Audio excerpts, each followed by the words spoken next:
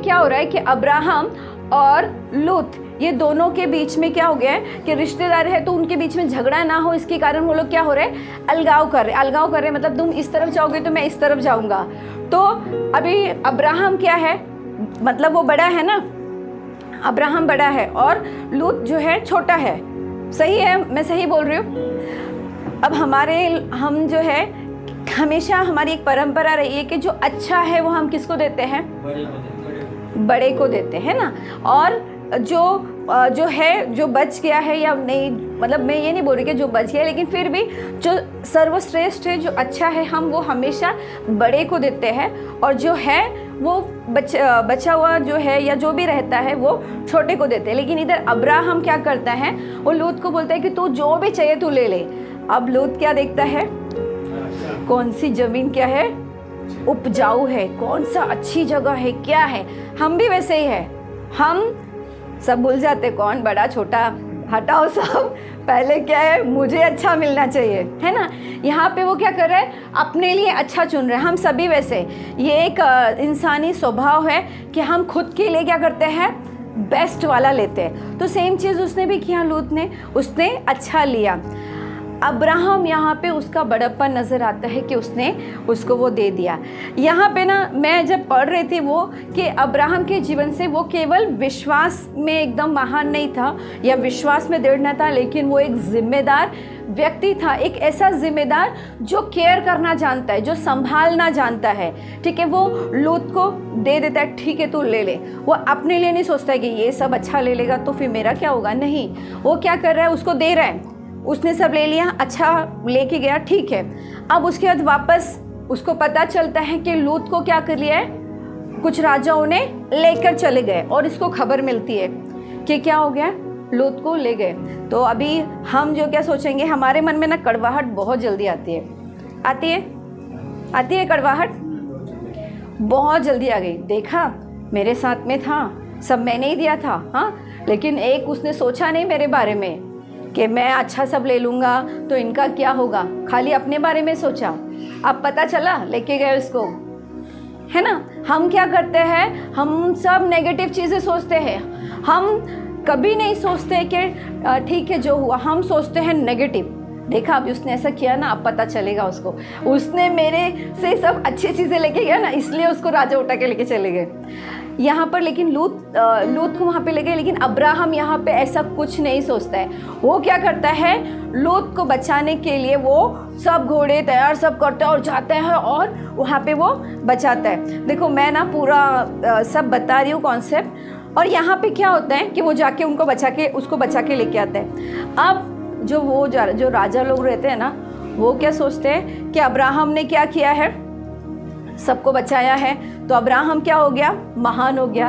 तो जितने भी लोग हैं किसकी तारीफ करेंगे, अब्राहम की करेंगे। तो राजा लोग सोचते हैं, उसको बोलते हैं जो भी धन वन है ना वो तू ले ले और लोगों को छोड़ दे, क्योंकि लोग हमारी क्या है, वो हमारी ताकत है। तो वो राजा क्या बोलता, ये अब्राहम उस समय बोलता है, वो दशमांश देता है और वो बोलता है मुझे कोई धन नहीं चाहिए। यहाँ पर ना मैं जब पढ़ रही थी, मेरे को वो एकदम छू गया मन में कि अब्राहम बोलता है मुझे तुमसे कुछ नहीं चाहिए, क्योंकि उसका पूरा विश्वास किधर था मालूम है, परमेश्वर पे था। और वो बोलता है कि परमेश्वर मुझे आशीषित करता है। और एक और मैं मैसेज सुन रही थी, वो ऐसे बोलते हैं कि हमारी नज़र मांस और लहू पे होती है, लोगों पे होती है, हम लोगों को देखते हैं कि ये जो है ना थोड़े अच्छे पोस्ट पे है, ये जो है ना ऐसे, वो हमारी मदद करेंगे, ठीक है। लेकिन हमारी नज़र किस पे होना चाहिए, जिंदा यहोवा पे होना चाहिए, जिंदा परमेश्वर पे होना चाहिए। अब्राहम यहाँ पे वही कहता है कि हमारी नज़र ना इंसानों से बढ़कर हमारी नज़र किस पे होनी चाहिए, परमेश्वर पे होनी चाहिए। और वो वहाँ पर कहता है कि मैं अगर तुमसे लूँगा ना तो तुम कहोगे कि मेरे कारण क्या हो गया, अब्राहम धनी हो गया है। लेकिन उसको आशीष देने वाला कौन है, परमेश्वर है। परमेश्वर उसे आशीष देता है। फिर अगर हम लोग आगे देखते हैं ना कि परमेश्वर ने उसको बहुत आशीष दिए, बहुत संभाला। पता है अब्राहम जो है ना, वो परमेश्वर के साथ में एक दोस्ती का रिश्ता रखता था, एकदम दोस्त के जैसे रहता था। हम अगर 12वें अध्याय में देखेंगे तो परमेश्वर उसको अब्राहम को बोलते हैं, है ना, 12वें अध्याय में कि तू अपने घर को, अपने जगह को छोड़कर चला जा। और वो क्या करता है, वो सुनता है, आज्ञा मानता है, चला जाता है, वो बात मानता है। ऐसे कई जगह पे ना परमेश्वर उसको बोलते हैं ये कर ये कर। और अगर आप उन अध्यायों में पढ़ोगे, बहुत अच्छा अध्याय है, मतलब वो चैप्टर्स आप पढ़ोगे ना तो आपको बहुत अच्छा लगेगा कि अब्राहम को परमेश्वर बोलते हैं, तो यहाँ पर वो सुनता है, फिर वो अपने दिल की बात परमेश्वर को बोलता है कि प्रभु मेरे पास तो कोई संतान नहीं है। फिर परमेश्वर बोलते हैं उसको कि मैं तुझे संतान दूंगा। यहाँ पर ना अब्राहम वो डगमगाया भी है। ऐसा नहीं है कि हम बोलते ना विश्वासियों का पिता है, परमेश्वर ने उसकी धार्मिकता गिनी, बहुत सारा चीज़ें, लेकिन वो बहुत चीज़ों में डगमगाया। एक इंसान होने के नाते हम भी हमारे जीवन में बहुत चीज़ों में डगमगाते रहते हैं, हम फिसलते रहते हैं। कई बार हम झूठ बोलते हैं, कई बार हम बोल सकते हैं ना हमारे मन में किसी के प्रति नफरत आ जाता है, कभी कुछ हम करते हैं, कुछ गलतियाँ करते हैं। यहाँ पे अब्राहम भी वैसे वो भी डगमगाया, हाँ, लेकिन उससे बढ़कर वो परमेश्वर पे विश्वास करता है। कहाँ कहाँ अब्राहम डगमगाया में या वो जो है मुश्किल में हुआ, तो जैसे हम देखते हैं कि वो जब जा रहा था तो उसने कहा कि ये मेरी सारा क्या है, मेरी बहन है। तो उस समय मैंने जैसे बताया था, उस समय वो उसकी बहन नहीं थी, उसकी पत्नी थी, तो उसने वो एक तरह से झूठ बोला था। फिर उसके बाद में अगर हम आगे देखते हैं तो वो उसको परमेश्वर ने कहा था, वो 12वें अध्याय में करीबन वो 75 साल का है, 75 ईयर्स का, और वो 86 में जो है 13वें 14वें अध्याय में 86 का साल का रहता है, 86 साल का। तो वो उसकी जो है सारा की जो दासी रहती है हाजिरा, उससे संतान उत्पन्न करता है। तो परमेश्वर ने उसको पहले ही कहा मैं तुझे आशीष करूंगा, तू आशीष का श्रोता होगा, तेरे वंश जो है आकाश के तारों से ज़्यादा होंगे, रेत के। फिर भी वो क्या करता है, वो उस बात को विश्वास कैसे नहीं पकड़ता है। वहाँ पे ऐसे लिखा है कि वो वहाँ पे एक अविश्वास जैसा कार्य करता है, ठीक है। फिर और भी हम देखते हैं कि जो है वो कहता भी है कि, है ना। फिर यहाँ पे हम देखते हैं कि वो हंसा। तो 17वां का 17 जो हम पढ़ते हैं तो वहाँ पर भी परमेश्वर उसको वो आशीष दे रहे हैं। हम पढ़ सकते हैं, वो वचन निकालेंगे हम लोग, 17 का 17 या 16 से पढ़ सकते हैं, निकालिए। मैं उसको आशीष दूंगा और तुझको उसके द्वारा एक पुत्र दूंगा, और मैं उसको ऐसी आशीष दूंगा कि वह जाति जाति की मूल माता हो जाएगी, और उसके वंश में राज्य राज्य के राजा उत्पन्न होंगे। तब अब्राहम मुंह के बल गिर पड़ा और हंसा और मन ही मन कहने लगा, क्या 100 वर्ष के पुरुष के भी संतान होगी, और क्या सारा जो 90 वर्ष की है पुत्र जनेगी। ठीक है। तो यहाँ पर भी देखते हैं कि वो हंस रहा है, तो मतलब उसको एक दिखा सकते हैं कि वो एक विश्वास नहीं कर पा रहा है। और पता है क्यों नहीं कर पा रहा है, क्योंकि 10 साल बीत चुके हैं। 12वें अध्याय से यहाँ पर आते आते ना अगर हम पढ़ते हैं तो वो करीबन जो है 86 ईयर्स तक का वो हो गया है। और उसके वो इन सालों के गैप में ना वो उसको ऐसे यकीन नहीं हो पा रहा है होगा कि नहीं हो पाएगा। लेकिन वचन कहता है कि परमेश्वर के लिए सब कुछ संभव है। अगर हम 18 हम निकालेंगे, चैप्टर 18, उत्पत्ति 18, और उत्पत्ति 18 में मैं चाहूँगी कि हम शुरू से पढ़े, कुछ वचन निकालिए। हाँ, 1 से पढ़िए। अब्राहम ममरे के बांज वृक्ष के बीच कड़ी धूप के समय तंबू के द्वार पर बैठा हुआ था। तब यहोवा ने उसे दर्शन दिया। उसने आंख उठाकर दृष्टि की तो क्या देखा कि 3 पुरुष उसके सामने खड़े हैं। जब उसने उन्हें देखा तब वह उनसे भेंट करने के लिए तंबू के द्वार से दौड़ा और भूमि पर गिरकर दंडवत किया और कहने लगा, हे प्रभु, यदि मुझ पर तेरे अनुग्रह की दृष्टि है तो मैं विनती करता हूँ कि अपने दास के पास से चले न जाना। मैं थोड़ा सा जल लाता हूँ और आप अपने पांव धोकर इस वृक्ष के नीचे विश्राम करें। फिर मैं एक टुकड़ा रोटी ले आऊं और उससे आप अपने जीव को तृप्त करें, तब उसके पश्चात आगे बढ़ें, क्योंकि आप अपने दास के पास इसीलिए पधारे हैं। उन्होंने कहा, जैसा तू कहता है वैसा ही कर। अभी 6ठे वचन में जो लिखा है पढ़िए। तब अब्राहम तुरंत, हाँ 1 मिनट, यहाँ पे जो तुरंत शब्द है उसको आप अंडरलाइन कीजिए, तुरंत। हाँ आगे। अब्राहम तुरंत तंबू में सारा के पास गया और कहा, 3 सा मैदा जल्दी से गूंथ। हाँ, यहाँ पे जल्दी जो शब्द है, तुरंत और जल्दी, वहाँ पे अंडरलाइन कीजिए। और फूल के बना। फिर अब्राहम गाय बैल के झुंड में दौड़ा। यहाँ पे जो दौड़ा शब्द है वो शब्द को आप अंडरलाइन कर सकते हैं। मैंने पहले बताया क्या था, तुरंत, फिर जल्दी, और यहाँ पे दौड़ा। और एक कोमल और एक अच्छा बछड़ा लेकर अपने सेवक को दिया और उसने जल्दी से उसे पकाया। यहाँ पे जो जल्दी शब्द है उसको भी आपको अंडरलाइन करना है। तब उसने दूध और दही और बछड़े का मांस जो उसने पकवाया था लेकर उनके आगे परोस दिया और आप वृक्ष तले उनके पास खड़ा रहा और वे खाने लगे। ठीक है, तो यहाँ पर हम लोग क्या देखते हैं कि यहाँ पर ना ऐसे बोल सकते हैं कि बिना इनविटेशन, बिना न्योता दिए, अभी हम कभी नहीं, हमेशा जब भी हम गेस्ट को बुलाते हैं या हम मेहमानों को बुलाते हैं तो आमंत्रित करते हैं, उनको निमंत्रण देते हैं, इनवाइट करते हैं और फिर उनको बुलाते हैं और उनके लिए हम बहुत तैयारी करते हैं, कुछ स्पेशल करते हैं। लेकिन यहाँ पर क्या है, वहाँ पे कड़ी धूप है। ठीक है, अगर हम उसको और अच्छे से पढ़ते हैं तो लिखा है कि वो कड़ी धूप में वहाँ पे बैठा हुआ है। अब आप देखो कि ये दोपहर का समय होगा करीबन, क्योंकि एकदम धूप है, तो बैठा है और उस समय 3 मेहमान आ गए।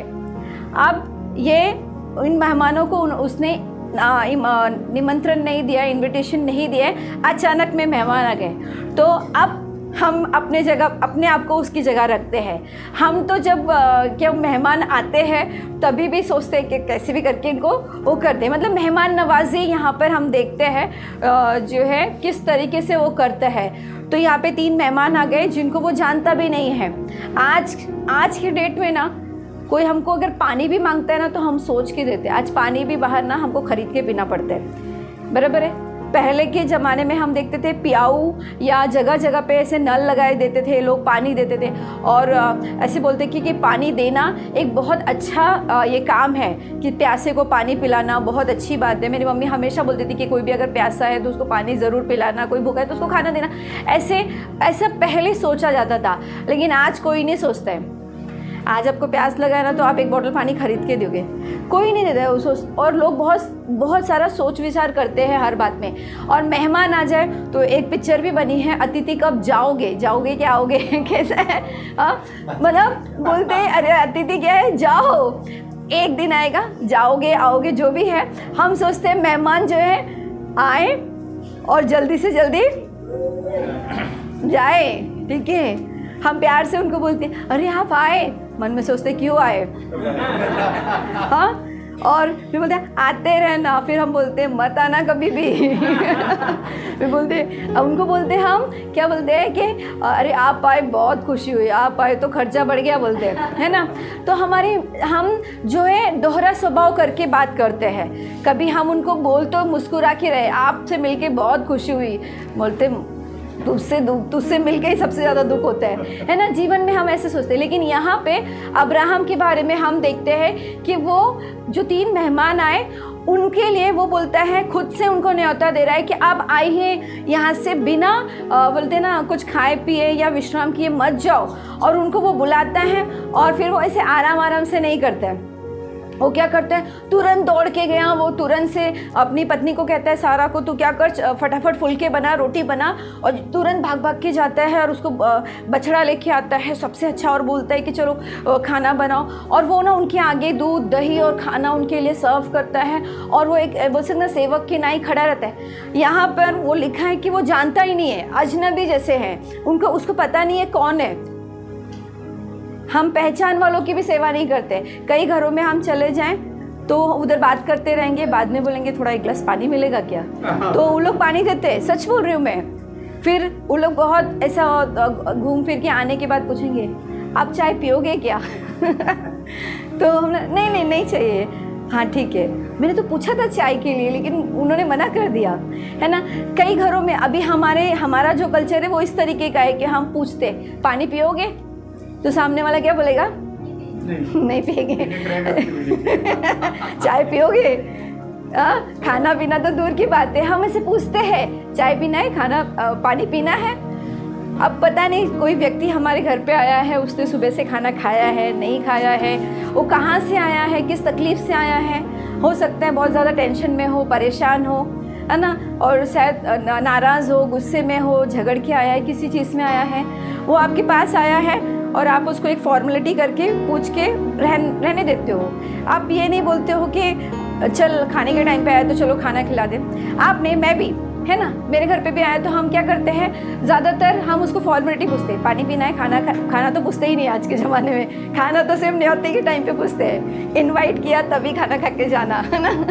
तो यहाँ पर वो खाना बनाता है अनजान लोगों के लिए, तुरंत के तुरंत फटाफट खाना दौड़ दौड़ के जा रहा है, दौड़ दौड़ के बना रहा है सारी चीज़ें। तो यहाँ पे ना अब्राहम का जो हॉस्पिटैलिटी है, या जो बोल सकते हैं मेहमान नवाजी है, वो बेहतरीन तरीके की है। अगर आप ये अध्याय पढ़ रहे हो तो इससे हमें ये सीखने की ज़रूरत है कि किस तरीके से मेहमान नवाजी करनी चाहिए। यहाँ पे वो बिल्कुल आलस नहीं करता है, वो बिल्कुल भी ऐसा कंटाल नहीं करता है। वो इतना धूप में, अभी खाने का टाइम तो निकल गया, रहने दो, चाय पानी देके टाटा बाय बाय कर देते हैं, है ना। हम वही सोचते हैं 4 बजे आया तो मतलब क्या देने का, चाय देने का, ठीक है।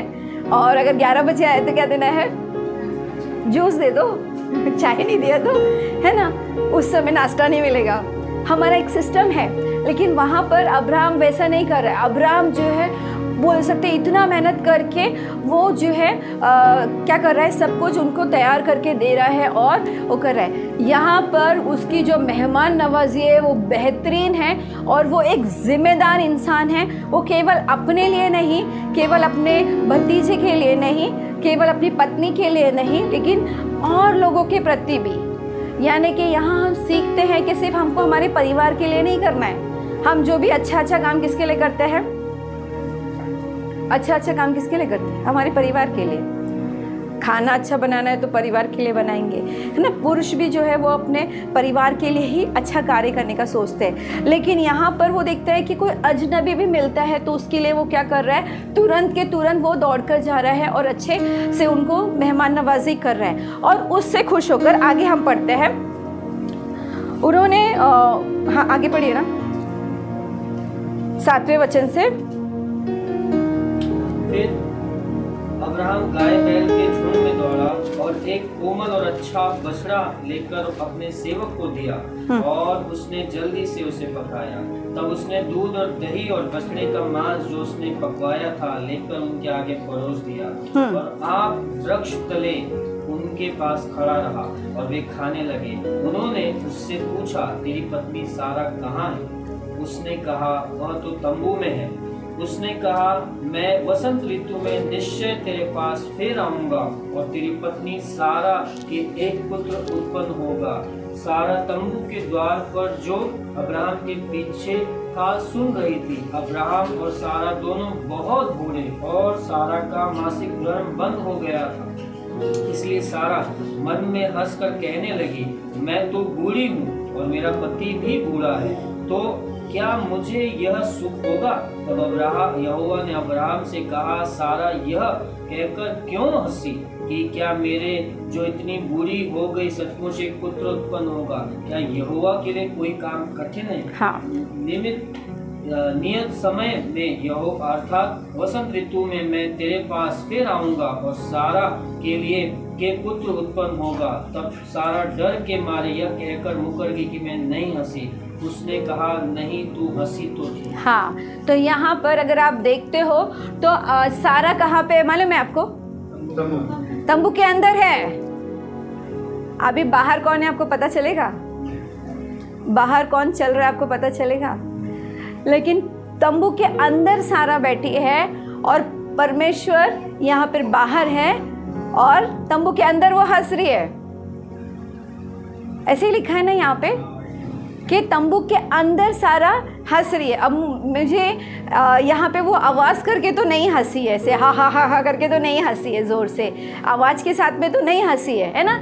वो शायद मुस्कुरा के ऐसे हंस दी होगी, तो भी परमेश्वर को पता चलता है ना। परमेश्वर सब कुछ जानने वाले परमेश्वर है। परमेश्वर सब कुछ देख लेते हैं। आपके मन के अंदर भी क्या चल रहा है परमेश्वर देख रहे हैं। वो पर्दे के अंदर, तंबू के अंदर सारा मुस्कुरा रही है, हंस रही है। परमेश्वर वो देख लेते हैं। परमेश्वर आपके मन में क्या चल रहा है, आप क्या विचार करते हो, वो परमेश्वर जानते हैं। आप किस विचार के साथ, किन बातों के साथ यहाँ पर बैठे हो, वो परमेश्वर जानते हैं। परमेश्वर वो भी देखते हैं। फिर यहाँ पे लिखा हुआ है वचन, परमेश्वर के लिए कोई काम कठिन नहीं है। परमेश्वर के लिए सब कुछ संभव है, आपके लिए असंभव है ना। हम हमारे लिए, मैं मेरी शक्ति से मैं बहुत सारे कार्य करने की कोशिश करती हूँ, लेकिन वो असंभव है।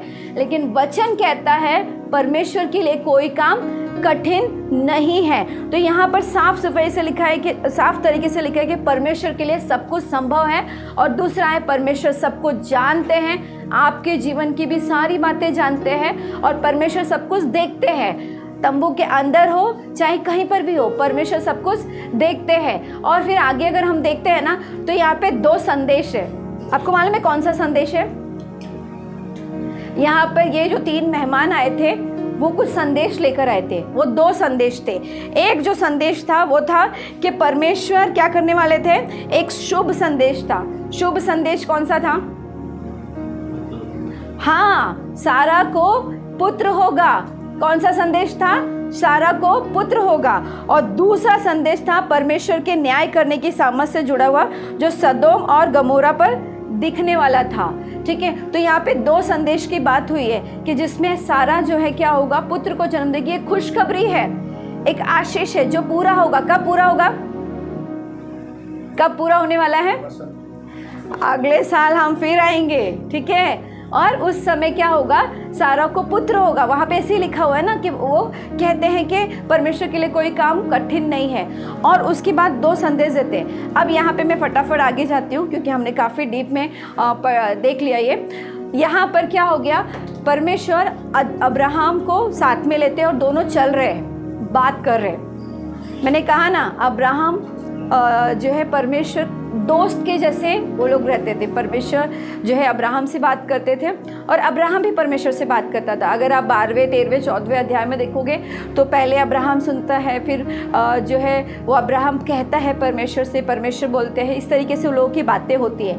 अब यहाँ पर आप देख रहे हो ना कि जो है आगे देखते हैं, जो है परमेश्वर कहते हैं लूत के बारे में। वापस आते हैं हम लोग। लूत जो है वहाँ पे वो जिस जगह में रह रहा है, वो जगह क्या है, परमेश्वर नाश करने वाले, वो सदोम और गमोरा को नाश करने वाले, वो वहाँ पे ही रह रहे हैं। ठीक है, कभी कभी ना आप जैसे संगत में रहते हो ना, उसका असर आपके ऊपर पता चलता है। अगर आप बहुत निराश रह रहे हो तो इसका मतलब है कि आप ऐसे दोस्तों की संगत में हो जो हमेशा निराश रहते हैं। अगर आप कड़वाहट से भरे हुए हो तो इसका मतलब है कि आप जिसकी संगति कर रहे हो वो ऐसे ही कड़वे बातें बोलते हैं। अगर आप बहुत खुश रह रहे हो तो इसका मतलब है कि जो आपके साथ है वो बहुत खुश मिजाज है। अगर आप बहुत आलसी जैसे हो या हम बहुत आलसी जैसे हैं तो इसका मतलब है हमारे दोस्त वैसे ही। यानी कि जैसे हम जो स्वभाव कर रहे हैं उस स्वभाव से पता चलता है हमारी संगत कैसी है। जैसे लोगों के साथ आप संगत करो, जो लोग पैसे के बारे में ज़्यादा सोचते हैं ना, पैसा पैसा पैसा पैसा पैसा, आप उनके साथ में रहिए, आप भी पैसे पैसे पैसे करने लगोगे। जो लोग गाली बहुत देते हैं, आप उनके साथ में रहिए, धीरे से आपके मुंह में भी वो गालियाँ आने शुरू हो जाएंगी। तो जैसे लोगों के साथ रहेंगे, तो यहाँ पर क्या हुआ, लूत जो है ऐसे लोगों के साथ में रह रहा है, ऐसे जगह पर रह रहा है। तो परमेश्वर ने देखा कि वो जगह जो है ठीक नहीं है। तो यहाँ पर क्या है बताएं, अब्राहम को मैंने बताया कि वो विश्वास का योद्धा है ना, वो उसका धार्मिकता की नहीं सारी चीज़ें, लेकिन पता है वो एक जिम्मेदार व्यक्ति, मैंने बताया कि वो जिम्मेदार व्यक्ति है। अब्राहम को पता चला कि जहाँ पे लूत रहता है वो परमेश्वर उसको क्या करने वाला है, क्या करने वाला है, नाश करने वाला है। अब अब्राहम के मन में क्या हो गया, अब्राहम को इस लगा उधर तो मेरा भांजा रहता है, भतीजा रहता है ना। तो अब्राहम परमेश्वर के साथ बार्गेनिंग कर रहे हैं। क्या बार्गेनिंग पता है, कितने लोग सामान खरीदने जाते हैं? हाँ, तो अगर किसी ने प्राइस बताया 1000 रुपये तो आप कितने में लेके आते हो? हाँ, 500 रुपया, 300-400। हमारे अंदर वो है, हम बार्गेनिंग करते हैं। 1000 रुपये की चीज़, मैं ना ऐसा फिक्स रेट वाले में जाना पसंद करती हूँ, तो वो टेंशन नहीं रहता है। नहीं तो क्या होता है कि ऐसे साधारण अगर किधर फिक्स है ना, उधर से 1000 रुपये का लेके आए तो भी टेंशन नहीं रहता है। लेकिन जो रोड पे का ना 500 का लेके आया ना, तो भी टेंशन होता है, ये सच में 500 का है कि 300 का है। तो यहाँ पे ना अब्राहम बार्गेनिंग करने का काम कर रहा है। वो क्या बोल रहा है कि परमेश्वर, आप जो है सदोम और गमोरा को नाश करने वाले, अगर वहाँ पे समझो 50 लोग विश्वासी हुए तो क्या आप नाश करोगे क्या? लेकिन आप तो महान हो, आपका दिल तो बहुत दयालु है, आप ऐसा नहीं करोगे, मैं जानता हूँ, है ना? तो आप ऐसा करोगे? तो परमेश्वर बोलते हैं कि नहीं, 50 होंगे तो मैं नहीं करूँगा। फिर बोलते हैं अच्छा प्लीज़ मैं एक और चीज़ पूछना चाहता हूँ, अगर 45 हुए तो परमेश्वर बोलते हैं ठीक है, 45 होंगे तो भी मैं उसको, वहाँ पे लिखा हुआ है, आप पढ़ सकते हैं, मैं पढ़वा नहीं रही हूँ, तो वहाँ पे लिखा है 45 हुए तो बोलता है, देखो बार्गेनिंग कर रहे हैं, हाँ धीरे धीरे धीरे ऐसे एक साथ में रहे। तो बोला 45 हुए तो बोलता है हाँ 45 हुए तो भी मैं नाश नहीं करूँगा। तो एक और बार परमेश्वर, एक और बार, अगर 40 हुए तो हाँ 40 हुए तो भी मैं नाश नहीं करूँगा। ऐसे करते करते वो 10 पे आ जाते हैं, 50 से 10 पे, 500 से 200 300 पे, 1000 से 500 पे। तो हम भी वैसे करते, लेकिन यहाँ पर जो है वो अपने लिए नहीं कर रहे हैं, हम किसके लिए करते हैं? अपने लिए, ठीक है। कभी कभी कोई दूसरा जाता है ना, और जिसके ऊपर हमको गुस्सा आता है ना, तो सामने वाला 2000 का बोलेगा, हाँ ले ले, उतने में ही मिलता है। हम बोले ले ले, उतने में आता है, तेरे को पता ही है इतना महंगा है, 3000 का है, ये तेरे को सस्ते में मिल रहा है 2000 का। और अगर हम लेने जाएंगे तो 2000 का हम बोलेंगे 500 में 700 में मिलता है, ठीक है। हम अपने लिए करते हैं, लेकिन यहाँ पे अब्राहम अपने लिए नहीं कर रहा है। उसको अपने भांजे की बहुत चिंता है कि उसका क्या होगा। और परमेश्वर क्या करते हैं, उस अब्राहम के कारण लूत को वहाँ से बचाते हैं, उसके पूरे परिवार को बचाते हैं। मैं यहाँ पर ये बताना चाहती हूँ कि परमेश्वर जो है दयालु है, कृपालु है, लेकिन उसके साथ हमें भी हमारी जिम्मेदारियां निभानी है। परमेश्वर का अनुग्रह अब्राहम पर क्यों था? क्योंकि वो एक जिम्मेदार व्यक्ति था। किस लिए? वो ना केवल परमेश्वर की आज्ञा का पालन करता था, विश्वास में मजबूत था, बल्कि वो उसके साथ के लोगों पर भी क्या करता था, उनको केयर करता था। उसका अभी जैसे हमने देखा 3 मेहमान अचानक आ गए, वो उनको पानी वानी दे के हाँ ठीक है, उन्होंने बोला भी नहीं, ये उनकी सेवा टहल कर रहा है, वो यहाँ पर उनकी सेवा टहल कर रहा है, उनको उत्तम चीज़ दे रहा है। तो अब्राहम जो है अपने लोगों के प्रति, अपने भांजे के प्रति, हर एक के प्रति क्या था, उसके मन में एक जो है दया था, एक प्रेम था, एक अपनापन था, जो वो केयर करता था। ठीक है, हम एक वचन पढ़ के ख़त्म करेंगे। ये वचन है जो है मीका 6:8 निकालिए। मीका 6:8, मीका 6:8।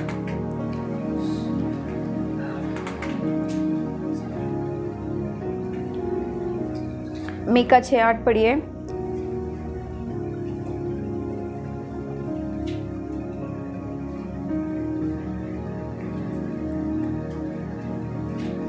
पुराने नियम में है,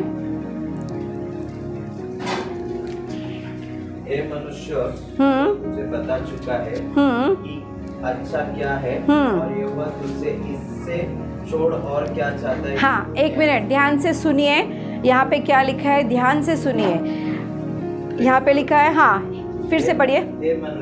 हे मनुष्य, वो तुझे बता चुका है, वो तुझे बता चुका है कि क्या अच्छा है, क्या अच्छा है, और यहोवा तुझसे इसे छोड़, यहोवा तुझे इसे छोड़ और क्या चाहता है, और क्या चाहता है। यहोवा परमेश्वर इसे छोड़ तुझसे क्या चाहता है, ध्यान से सुनिए। कि तू न्याय से काम करे, न्याय से काम करे, और कृपा से प्रीति रखे, कृपा से प्रीति रखे, और अपने परमेश्वर के साथ नम्रता से चले, और अपने परमेश्वर के साथ नम्रता से चले। ठीक है, ये हमें सीखने लायक है वचन है कि हमें क्या करना है। यहाँ पे लिखा है न्याय से प्रीति, न्याय से काम करें, कृपा से प्रीति रखें और अपने परमेश्वर के साथ नम्रता से चले। ठीक है, परमेश्वर का वचन हमसे यही कहता है, नम्रता से परमेश्वर के साथ चलना।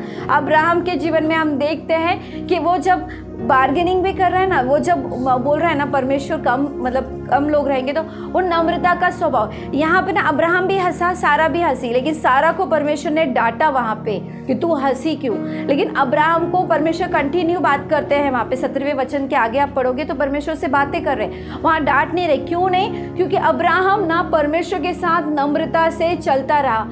बाहरी रूप में शायद आपको नज़र नहीं आएगा, लेकिन आप का दिल परमेश्वर देखते हैं कि किस तरीके का स्वभाव आप परमेश्वर के साथ में रखते हो। यहाँ पर हम इंसान जो है ना बाहरी रूप देखते हैं, ये बहुत अकड़ू है, ये बहुत घमंडी है, ये बराबर नहीं है, वो बराबर नहीं है, लेकिन परमेश्वर की दृष्टि नज़र पे होती है। इंसान बाहरी रूप देखते हैं, लेकिन परमेश्वर आपका हृदय देखते हैं। जैसे मैंने कहा, सारा तंबू के अंदर हंसी, लेकिन परमेश्वर ने उसे देख लिया। परमेश्वर जानते थे और परमेश्वर के लिए कोई काम कठिन नहीं है। परमेश्वर आपके हृदय को देखते हैं। ठीक है, आप किस तरीके से नजर आते हो वो नहीं, लेकिन परमेश्वर के साथ किस तरह नम्रता से आप चल रहे हो, ये सबसे उत्तम बात है। हाँ, आइए हम सब खड़े हो जाएंगे, अपनी आंखें बंद करेंगे।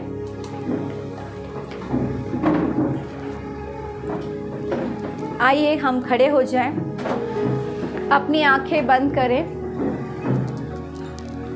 वचन जिस तरह से हमने सीखा कि अब्राहम जो है नम्रता के साथ परमेश्वर के साथ चलता रहा।